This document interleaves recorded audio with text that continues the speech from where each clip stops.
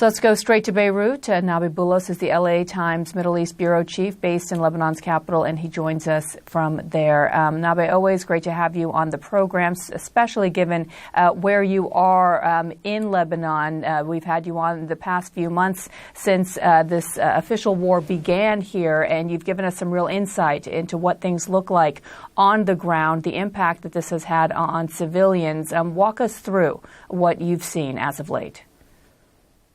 Well, in fact, just today, actually, I went through a bit of a drive through the Dahi, which is the constellation of suburbs that are sort of under Hezb Allah's sway. And, the fact of the matter is, as you go through it, you can see that the daily pummeling, well, near daily pummeling, I should say, by the Israeli military is really starting to show, in the sense that, there's so many buildings that are destroyed. There are boulevards that are just really, damaged at this point where it's just not possible to pass through them. And, of course, it should be said that the whole area is virtually devoid of residents at this point. So you're talking about really hundreds of thousands of people that have been displaced, and that's just near Beirut. Of course, if you go further on, if you go to the south, if you go to eastern parts of the country like the Beqa Valley, etc., you will also see similar devastation in towns and villages, and also some of the major cities of the south. It really is. This has been about now. Roughly about 2 months now, and I must say that the level of damage really far, far exceeds what we've seen in the past, in 2006 and elsewhere in Lebanon. Yeah, according to CNN, over 2,800 have been killed since September 16th. Of course, Israel has been saying all along that they are targeting Hezbollah officials, Hezbollah fighters, and that they do issue evacuation warnings. But you still see the impact that it has on civilians who are then forced to have to flee if they can get out of harm's way, which leads us to, it appears, both sides seemingly closer to a deal to bring this fighting to an end. Amos Hochstein spending 2 days, I'm sort of just even reading tea leaves. The fact that he stayed in Lebanon overnight seems to sign some optimism about where things stand now. Walk us through the parameters of this potential deal as Amos Hochstein makes his way to Israel. Well, I also just want to add one thing, that those evacuation orders usually come about an hour before the strike happens. So that's barely enough time. And oftentimes if the attacks happen at night, as you can imagine, if a warning comes at 1 a.m., it's not necessarily very effective in terms of getting people in the air. Yeah, logistically, of course. Yeah.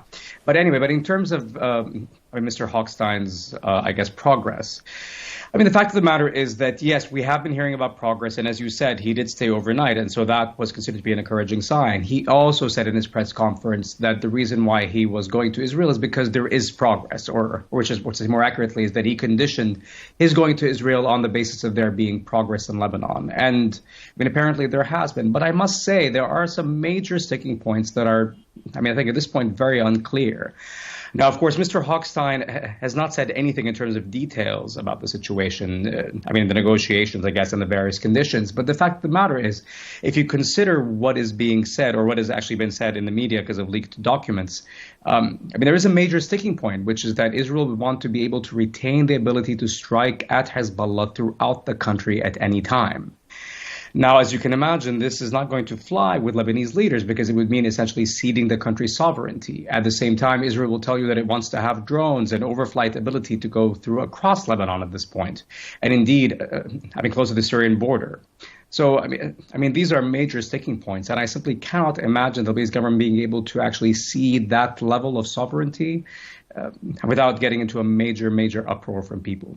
How are the roles of UNIFIL and so there's the UN peacekeepers there in southern Lebanon, as well as the Lebanese army itself? What role would they play as it relates to what appears to be the framework of the deal now, mirroring Resolution 1701, which saw the end of the war back in 2006? Well, so again, there are various, ideas or proposals here. One idea would tell you that the UNIFIL force would have to be greatly expanded, right? Would have to actually involve more troops and would have the ability to actually enter into private property and inspect, and have more teeth when it comes to the inspection mechanism. At the same time, you're also talking about using the Lebanese armed forces to basically, I guess, increase their number and increase their influence and their presence in southern Lebanon, right, and throughout the territory as well. Now, it should be said, over the last, I suppose, 18 years before this war started, yes, UNIFIL was there, yes, the Lebanese army was there, but at the same time, they did manage to keep a somewhat wide berth from Hezbollah. I suppose there was a bit of a gentleman's agreement, and it should be said that that agreement did hold for about 18 years. So it is worth noting that it did succeed for a bit. Now, at the same time, it's clear that the status quo ante will not be returned to, or at least what's being said by Israel. And that would involve a more, I think, elaborate UNIFIL, but also at the same time, there's talk of this enforcement mechanism, this international monitoring mechanism of some sort. And that one would have to also be, I think, it would have to involve a few nations and would have to have teeth as well. I mean, all these are actually, I think, quite large logistical hurdles that will not be solved in a few days. Yeah, of course, this is something that the Biden administration is aiming to at least produce a resolution out of the two conflicts there in the Middle East, the ongoing war in Gaza and Lebanon. There appears to be more optimism that there could be some sort of resolution before Biden leaves office 2 months from today. But as you said, there are so many sticking points still at hand, specifically as it relates to the government, the functioning of a government in Lebanon. What does that look like with perhaps an opportunity with a much weakened Hezbollah, but B, also a lot of concern about sectarian tensions that have been ongoing in the country for decades? Well, so in terms of the sectarian tensions, it should be noted that people so far have been able to tamp down on much of that. I mean, it's worth remembering that you have 1.2 million people now that have been displaced from their homes. And the grand majority of them are Shia.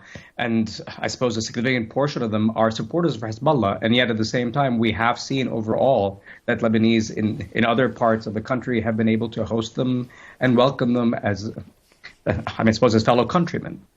Now, at the same time, what would happen if we are talking about a disarming of Hezbollah? Now, it should be said that so far the mechanism has not talked about a wholesale disarmament of Hezbollah, but merely in the south of Lebanon.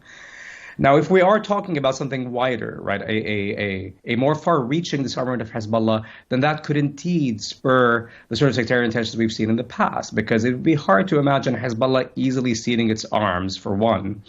But also, it should be said that Hezbollah I suppose Hezbollah and the other Shiite parties arose because the Lebanese Shiites, in the past, were considered to be quite downtrodden in Lebanese society and did not have their rights compared to other sects. And so, those parties did not arise out of a vacuum. They came out of a real need to have Shia protection in the country.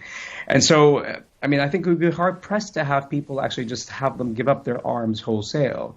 This is going to be a very delicate situation, I believe. And I think being able to navigate it, I'd be surprised if they can navigate it in a smooth fashion now, especially because it should also be said, you have no real government in Lebanon at the moment. There is no president, and there's a caretaker prime minister. And in fact, at this point, the negotiations are being led by the Speaker of the House, which, constitutionally is actually a questionable situation in Lebanon. And yet here we are. So it is complicated. And that's who Amos Hochstein was meeting with, we should note. So a fragile government remains in place, but the situation continues to grow more and more dire by the day. We'll continue to follow the developments there. Always great to have your perspective, your reporting on the ground. Nabih Boulos, thank you. Appreciate it. Thank you for having me.